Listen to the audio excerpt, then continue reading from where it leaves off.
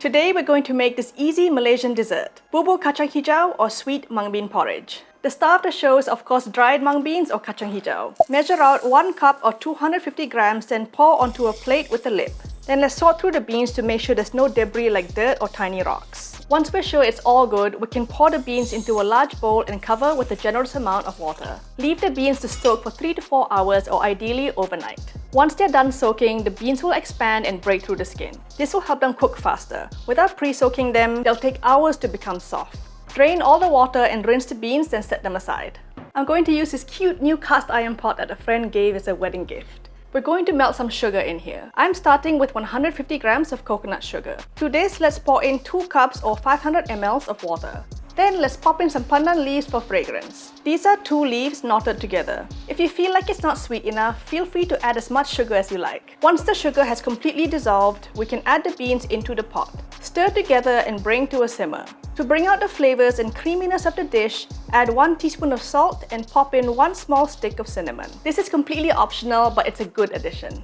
Close the lid and let it simmer gently for about 40 minutes or until the beans are soft.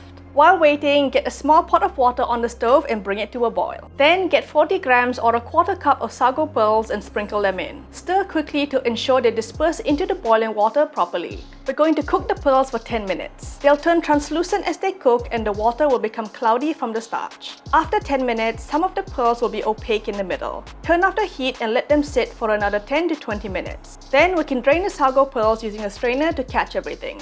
Rinse thoroughly with water to remove any excess starch and we'll be left with perfect little translucent sago pearls. Now let's check on the beans. Add more water if it's looking a bit dry. Add the sago pearls and stir immediately to prevent sticking. If you like more sago pearls in your bubur kacang hijau, feel free to add more. There are no rules with this dish. It's all about your preference. Once the beans are cooked to the texture of your liking, pour in 250 ml of thick coconut cream. Stir the cream in and turn off the heat. You know, when we were kids, my siblings and I never wanted to eat this dish. But then my dad told us it was monster food, and suddenly we all wanted to try it. This bubur kacang hijau can be served hot or cold, and traditionally, it's often eaten with slices of white bread. Just grab a piece and dunk it in to soak up the soup. And that's how you enjoy this easy Malaysian dessert. If you had fun watching this video, watch this one next for another interesting recipe and I'll see you over there. Thanks for watching.